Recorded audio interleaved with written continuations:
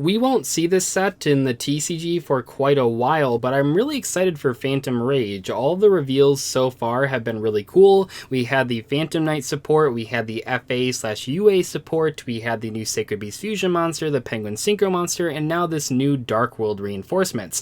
Now, when a lot of people, myself included, first read the name of this card, people thought that it was going to be a reinforcement of the army, but for Dark Worlds. And that would make sense, you know, that is kind of what it says with the name here, but it is actually so much more. In my opinion, this spell card is more just for Fiend monsters in general, more so than actual Dark World support. With all cards, it's important not to look at them in a vacuum, and what that means is that you don't want to look at them only in terms of are they good or are they playable. You really have to compare it against cards that already exist and ask yourself, is this better or worse than this card that people already could be playing? As I've brought up in many deck building discussion videos, it's not so much about finding playable cards for your decks or finding good cards for your decks, it's more about finding the best possible options out of all the cards available. We'll talk about this more in a couple minutes here, but for now, let's focus on Dark World reinforcements. This is a normal spell card from Phantom Rage, as I mentioned, and it says, target one level 4 or lower Fiend monster in your graveyard, special summon it, then discard one Fiend monster. You can only activate one Dark World reinforcements per turn. This card is pretty straightforward. It's not super complicated. It's basically just a monster reborn that then discards a Fiend monster, and that's pretty good in a variety of decks, and especially in a Dark World strategy, this thing really shines, which makes sense. So in a Dark World deck, you can trigger all of your discarded effects, which is really strong, and because it is a Dark World card, it means you can search it with Snow. Now, is this one card good enough to make a pure Dark World deck viable in 2020? Probably not. I mean, it is really good and it does fit in quite well with that strategy, but realistically, no, Dark Worlds are not suddenly tier 1 or tier 0. I really even doubt that this one card would be enough to make them tier 2 as a rogue level strategy. Dark Worlds have been competitively viable in the past. They've even won YCSs. They've been a really good archetype over Yu-Gi-Oh's history. These days, we don't see a lot of Dark World strategies, especially at tournaments.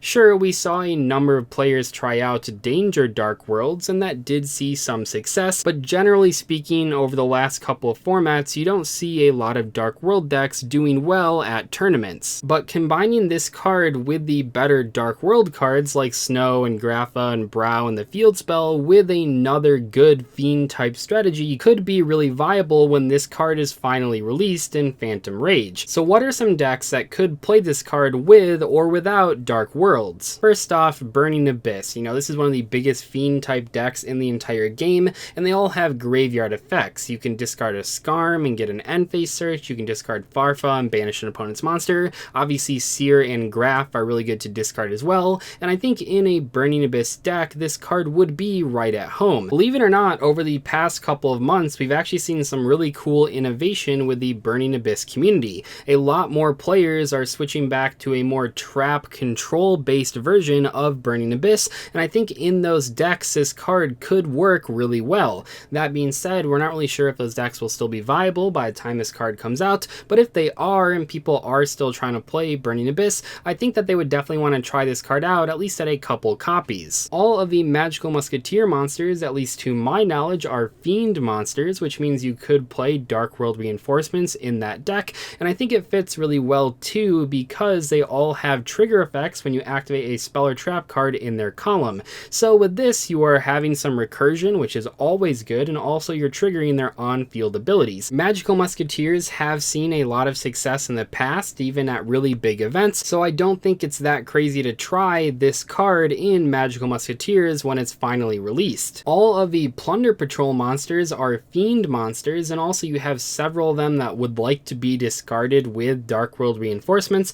Obviously, Whitebeard and Redbeard both have trigger effects if you discarded them off of reinforcements, but also you have Golden Hair, which wants to be in the graveyard to special summon itself, and overall I think that this card works really well in a Plunder Patrol deck. Obviously, Plunder Patrols are not nearly as competitively proven as decks like Burning Abyss and Magical Musketeers, but I know that they have a pretty dedicated fan base, and I know that people do actually use them with some degree of success at tournaments, and I think that this card really could help them out quite a lot. lot. Also, even though this deck has been completely out of competition for literal years, I think that this new Dark World Reinforcements fits really well into Infernities. I don't know, it's probably because I've played in multiple formats where Infernities have been the best deck or one of the best decks, but something about using this card to lower your hand size and special summon Necromancer just seems really insane to me. Keep in mind, because the special summon happens before the discard, that the Infernity Archfiend effect will miss timing if you special summon it with Dark World Reinforcements, so you're most likely going to go for Infernity Necromancer instead of the Archfiend with this card. I think that Dark World Reinforcements also fits right into Infernoids because you can special summon your Decatron back from your graveyard while discarding your cards that you don't really want in your hand,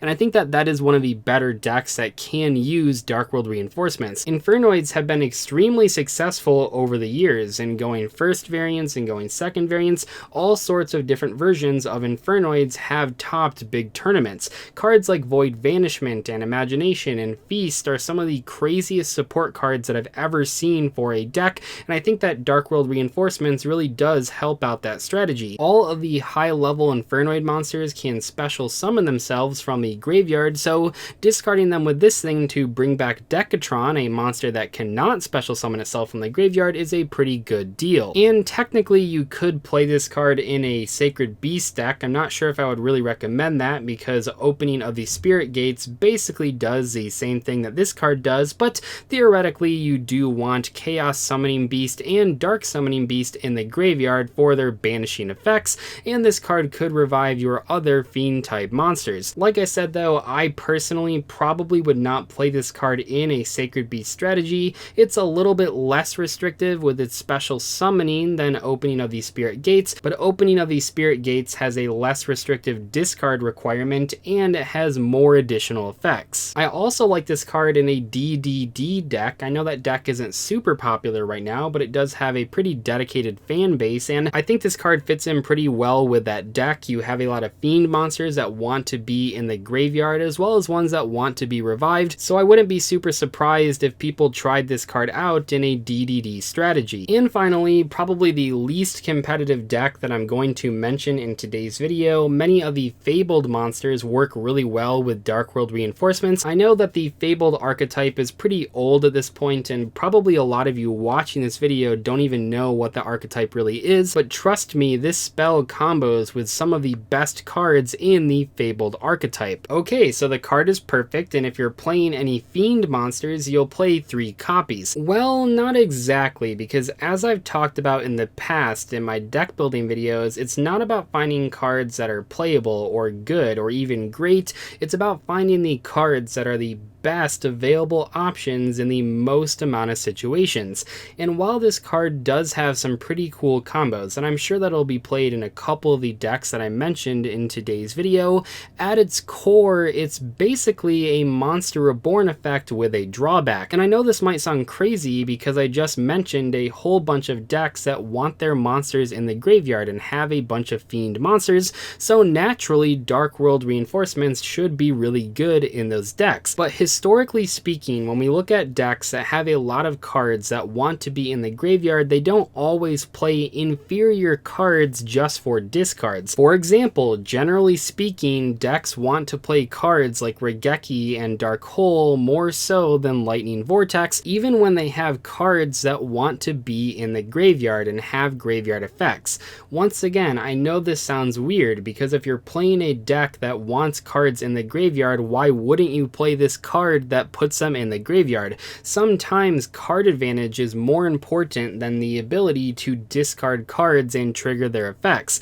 Not saying this card is bad, but just realize that if the decks that I'm talking about in today's video were not already playing Monster Reborn, they might not want to play this card either. Monster Reborn can revive a monster from either player's graveyard with no drawback and no real cost or downside to it, but right now most decks actually don't don't play Monster Reborn, despite it not really having any drawbacks. The reason is, as I've talked about in the past, and as I just talked about, it's not always the best option available. It's not a starter card. You already have to have a monster card in the graveyard that you want to revive. Dark World Reinforcements takes this one step further. Not only do you have to have one monster in the graveyard that you want to revive, but also you have to have a discard in your hand that you want to get rid of. That might not sound like that much setup is required, but when you're staring down a bunch of interruptions and a bunch of negations from your opponent, it might be harder than you realize to get the perfect setup. I'm not trying to say this card is broken or terrible. It's actually somewhere in between both of those, but